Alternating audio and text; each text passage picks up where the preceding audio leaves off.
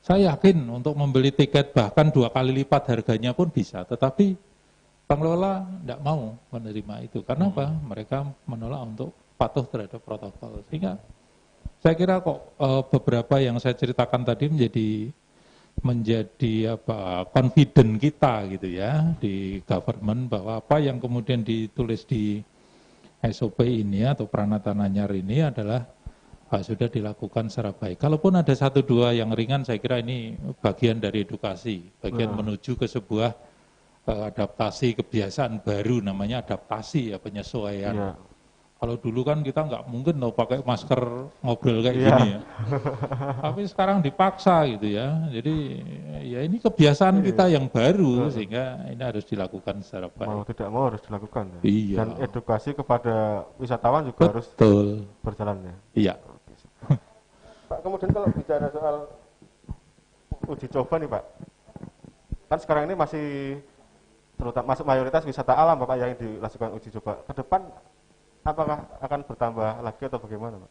Proses ini akan secara alami pada saat kemudian grafik COVID juga menurun, kemudian kesiapan dari baik itu destinasi wisata maupun usaha jasa pariwisata ini juga siap, maka kemudian secara bertahap akan kita lakukan penambahan-penambahan itu. Tergantung dari sebetulnya destinasi atau usaha jasa itu sendiri siap atau belum. Tapi memang ada beberapa yang kita masih tahan terlebih dahulu, karena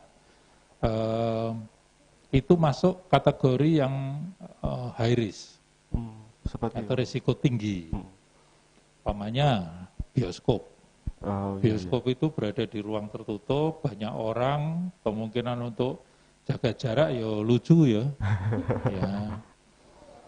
Itu juga belum kita, baik itu pemerintah pusat maupun di daerah juga belum.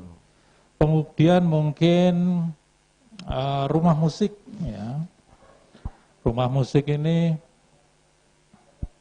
termasuk kategori high risk. Karaoke itu juga termasuk yang high risk. Spa itu juga termasuk yang high risk. Kita nggak bisa bayangin kalau spa suruh physical distancing gitu ya. Terus piye gitu ya. gimana pijit tadi gimana pijit itu? Iya, pakai remote gitu ya. Nah, tapi ini yang kemudian masuk di kategori high risk ya. Kemudian ini belum kita belum kita rekomendasi untuk melakukan uji coba. Walaupun di dalam ini buku ini Pranata Nanyar ini sudah ada SOP-nya, tetapi melihat situasi yang sekarang ini kok namanya masih ngeri-ngeri sedap gitu. Banyak ngerinya gitu. Iya, iya. Artinya nanti mungkin perlu SOP khusus nggak Pak itu yang high risk itu?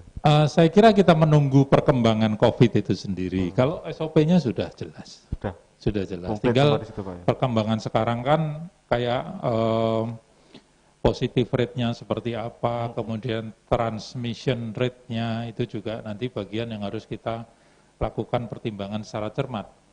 Jadi itu yang kemudian kita lakukan. Kalau kemudian, nah ini kan sudah ada di SOP, boleh dong sekarang kita buka atau melakukan uji coba. Tapi kalau kondisi yang seperti ini, persebaran atau penularannya masih, transmisi lokalnya masih masif seperti ini, saya kira kok belum dulu ya. Jadi kita masih tahan dulu, tunggu ya, sabar dulu gitu ya. Mungkin seperti itu. Berarti nanti anggota GP juga harus lebih bersabar ya Pak ya? Iya, sekarang pun sudah ada mulai dari shifting ya. Mungkin dulunya jualan bergerak di bidang apa, sekarang sudah berganti. Karena memang kemudian ya harus seperti itu, kayak yang industri kreatif kita atau ekonomi kreatif kita. Dulu dia garment tentang pakaian, tapi sekarang daya beli masyarakat mungkin menurun, pakaian mungkin menjadi list yang kesekian. Sekarang yang paling dibutuhkan itu masker, maka kemudian berganti ke produk masker atau mungkin APD. Jadi ada shifting yang kemudian melihat kebutuhan sekarang apa, maka kemudian itu. Ada yang kemudian jualan online. Tadinya itu nggak pernah masak roti, nggak pernah masak apa, tapi begitu ini di rumah terus ngapain, akhirnya coba-coba bikin itu, tawarkan di grup, ternyata laku juga. Nah itu juga bagian bagaimana kita mensikapi ini untuk kemudian tetap produktif tapi aman itu tadi. Kira-kira faktor apa Pak yang membuat kita tetap optimis untuk pariwisata Jogja bangkit ke depan? Itu kita itu punya sebetulnya nasibnya itu sama, Mas. Karena nasib sama itu kemudian kita tumbuhnya semangat yang sama. Ya, jadi kalau pekerjaan boleh beda, tapi nasib sama itu kemudian tingak-tinguk ya podo nasibnya akhirnya kita kuat. Dan Jogja itu teruji. Ya, beberapa bencana yang ada di Jogja itu menunjukkan masyarakat Jogja itu sangat teruji sekali. Jadi terujinya itu terus kemudian orang yang lemes, tapi bagaimana kemudian mereka bisa menunjukkan karya-karyanya, walaupun mungkin harus berganti ya. Tadinya ini jadi ini, tapi saya lihat teman-teman masih cukup semangat sekali. Ada yang tadinya bisa pentas secara off air, tapi kemudian karena seperti ini jadi online atau virtual gitu. Tetap ada yang donasi, nyawer dan sebagainya. Ini bagian dari kreativitasnya Jogja yang punya modal kreativitas yang tinggi saya kira.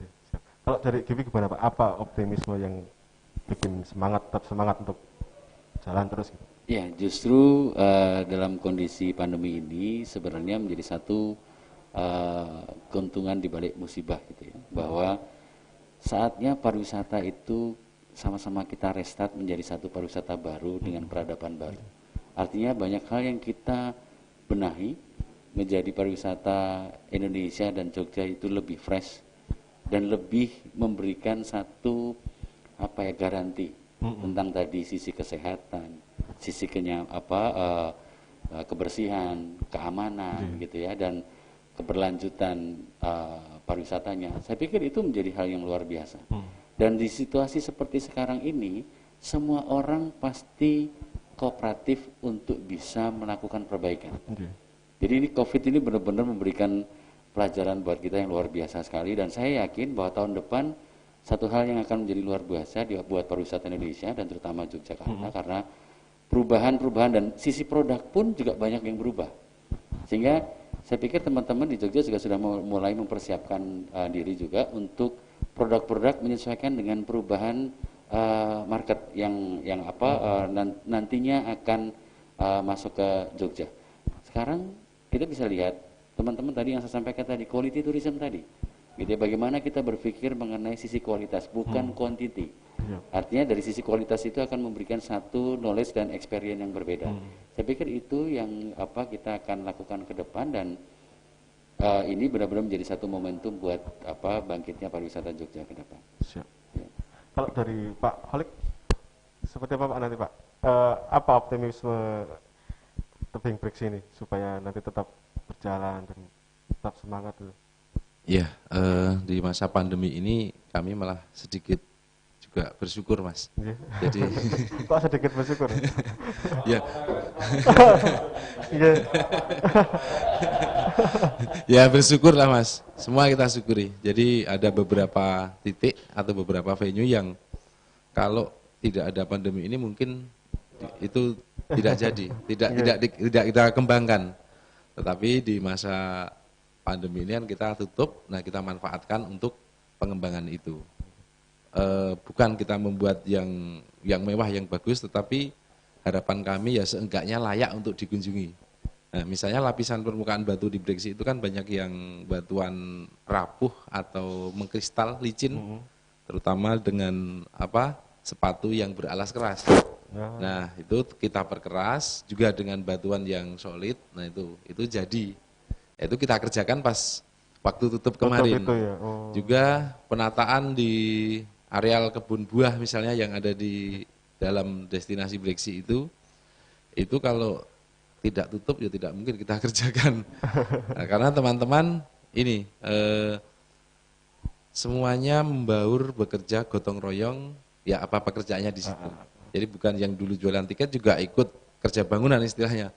Dulu di kantor juga sama, jadi nggak ada yang dibeda-bedakan. Semua membaur, mengerjakan apa yang sudah menjadi kesepakatan, seperti itu Mas. Tetap ada hikmah di balik peristiwa ya? Iya. Terima kasih Pak Holik, Pak Singgih, Pak Bobi untuk waktunya. Terima kasih atas informasi yang disampaikan. Tetap semangat biar tetap jalan, tetap dapat target Pak ya. Baik, Tribuners, kita sampai di penghujung acara. Demikian tadi kita perbincangan kita soal peranatan anyar di pariwisata Jogja. Semoga informasinya bermanfaat. Jangan lupa bersenang-senang tapi juga tetap jaga kesehatan, karena hanya diri kita sendiri yang bisa menjaga kesehatan kita sendiri. Oke, siap. Selamat sore, salam Tribun.